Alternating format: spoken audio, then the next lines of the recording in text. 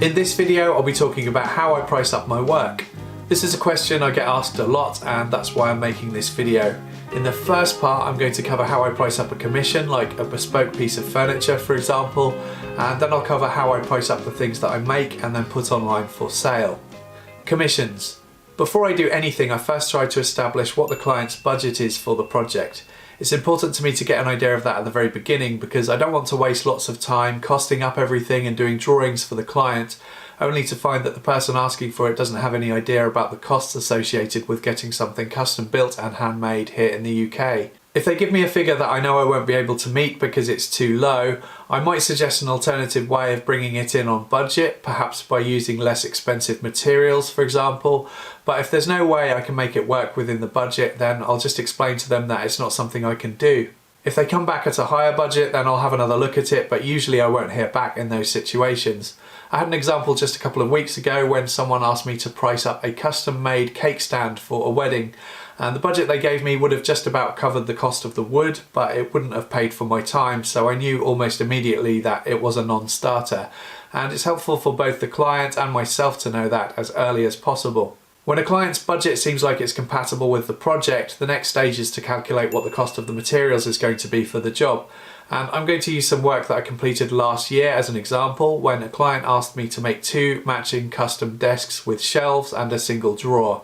I have 3 project videos about that on my channel, which I'll link to below in the description box. The budget the client gave me seemed big enough to complete the work, so the next stage was to figure out what materials to use, and I want to agree that with the client so that I can price up the materials with some accuracy.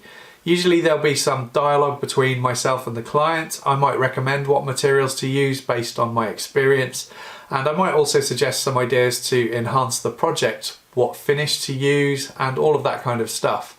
I might also do a 3D drawing for the customer at this point to give them an idea of how it might look in terms of scale. And that drawing also helps me to determine what dimensions and the quantity of materials that I need to source. So I make a list of the materials that I need to buy and the costs too, which are on screen now.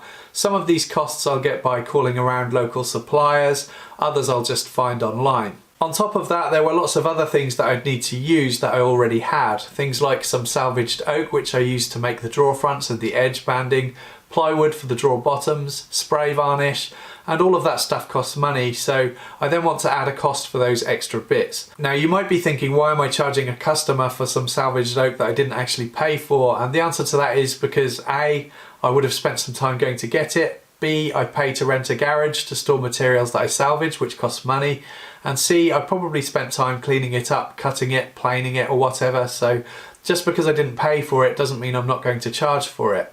Now, I can't remember exactly how much I charged for all of that stuff, but let's just say, for example, that it was another £40, bringing the total to £595 for materials.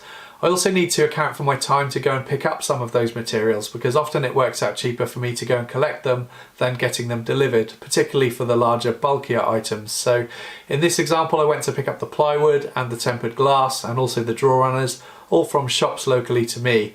That would have taken me a couple of hours at least, so I'll add that to the materials cost too. You might also include a cost for the fuel to go and get it. Personally, I don't. I tend to just factor all of that stuff into my overheads, which I'll touch on later in this video. The rest of the materials I bought online and had them all delivered to my home, so aside from a few delivery costs which are already built into the prices on screen, I'm not going to charge the customer for receiving any of those deliveries. Some people might also choose to add in some contingency here, like for example, what if I make a mistake? Say I cut the oak worktop to the wrong size accidentally and I need to buy another piece to get the job done, or perhaps I forget to add something to the quote that I later need to buy. Personally, I don't add in a contingency cost. It's not that I don't make mistakes, because I definitely do, but the way I see it, if I screw something up and I can't find a way to fix it, and if I need to go and buy something else, then that's on me. If the client changes their mind about something though, and it results in making the materials costs higher, then I will agree that new cost with the customer. Now that the materials costs have been calculated, I need to figure out a labour cost. And for that, I calculate things based on a day rate. Now, I can't tell you what a good day rate is to charge because there are so many variables to figuring out what that should be, which are specific to each person. For example, what are your living costs? Do you have a family to support?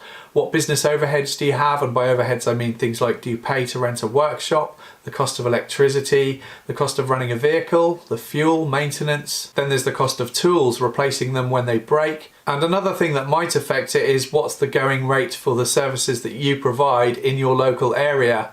All of that stuff might affect what you choose to charge, but to give you a ballpark cost, I've heard of people doing similar work to me charging anywhere between £100 per day, which seems extremely low, all of the way up to £600 a day, and I'm sure some people might charge even more. Also remember that you're probably going to need to pay tax on whatever you charge at the end of the financial year when you need to do your tax return. If you want some further help with figuring out what your day rate should be and some tax related stuff too, I'd highly recommend checking out videos by Andy McClellan on his Small Business Toolbox channel. I'll link to a few of his videos below in the description box. Next, I need to figure out how long the project is likely to take. I do that by writing down each phase of activity I need to do in order to complete the project. For example, on this job there was drawing up a 3D model for the customer, and that might take anything from an hour to several hours depending on how many design iterations the customer wants to make. Let's say 2 hours for that. Cutting all of the wood to size, let's say 2 hours. Assembly, maybe an hour, and so on as per the detail on screen now. The total of all of that time I estimate to be around 18 hours work, and I count a day's work as 7 or 8 hours a day. So 18 hours divided by 7 hours is 2.5, so it's going to take me 2.5 days to complete the work. I will always round it up or down to the nearest half day. I never break it down into hours or anything like that, it's just not worth it. So 2.5 days times my day rate equals the labour charge. So now I've got my materials cost and I can add that to my labour cost, and that's the total price that I will quote to the customer. If the project ends up taking me more than 2.5 days, and to be honest most projects do because you can almost guarantee there'll be some unforeseen problems throughout the project that will require some extra time to resolve.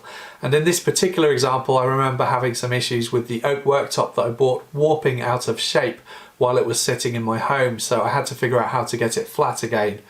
I don't try to charge the customer for that extra time. Maybe some people do, but for me, if it's not on my quote, I'm not going to try and charge for it. And if the job ends up taking less time than expected, then that's just a bonus. I'm not going to go back to the customer and say, here's a bit of money back because it took an hour less than expected. Generally, the labour cost I quoted is the labour cost I charge. You win some, you lose some. That's just how it is. After doing a few jobs, you'll quickly learn how long certain jobs are likely to take, and that learning and experience makes it quicker and easier to quote for future jobs. If you find that you're getting so much work that you can't possibly keep up with it all, then you might want to consider putting your day rate up higher. That way, in theory, you won't win as much business because your quotes are going to be that little bit higher. If you find that you can't get enough work, then you might want to consider lowering your day rate, but never lower it beyond what you feel comfortable with. You should never undersell your work. You want to be competitive with those doing similar work to you, but you don't want to get a reputation for being the cheapest, as Andy Mack will say in his videos. Don't get a reputation for being cheap. So that's how I price up my commissions. Next I'll talk about the things I make which are available for sale. And those projects are priced in a similar way to the commissions, but obviously in this situation there is no client's budget to work within. So instead of starting with that, think of what you'd like to charge for an item. So let's say for example you want to make some chopping boards and you want to aim to sell them for £60 each. Start with the cost of materials again. Let's say that you spent £60 on some nice wood to use to make the chopping boards. You then want to figure out how many boards you can make from the wood that you have. And let's say you can make 10 boards. The best and most efficient and economical way to make things for sale is to make multiple items in batches. That way you can do all of your planing, cutting, gluing, sanding, routing, finishing to each board at the same time. It's much more time efficient that way. And let's say for example that you've worked out that all of that work is likely to take you 2 days to complete. Take your cost of materials, £60, and the cost of your time, which is your day rate times 2 days. Let's say your day rate is £200 per day, so that's £400 in total for labour. If you're selling them online, then you'll probably need to factor in a cost for shipping them too, because nowadays people don't really like paying for postage. They like to see it all wrapped up into one price. So let's factor those costs in too. Let's say it costs £10 to ship each board. That's £100. That's a total of £560 in costs to complete the project. Divide that by 10, which is the number of chopping boards you want to make, and that's £56. That is the lowest price you can charge for these chopping boards and still make money because it pays for the time you spent on the project and the materials and the postage to ship it to the customer. If you still want to price them at £60, you can. That's up to you. That way you'll make an extra £4 from each board that you sell. Also, if you're selling online via a service like Etsy or eBay, for example, there'll probably be some fees that you need to pay, such as a listing fee, transaction fee, or sales fee, and you should factor those fees into your costs too so that you don't end up out of pocket. I think that's about all I've got. I hope you found this video useful, and I'd love to hear from others about your pricing methods in the comments section below. Please subscribe to my channel for more weekly woodworking videos. You can also support the channel via Patreon if you'd like to receive exclusive content, early access to my videos, a name credit at the end of my videos, and free project cut lists and plans. Thank you for watching.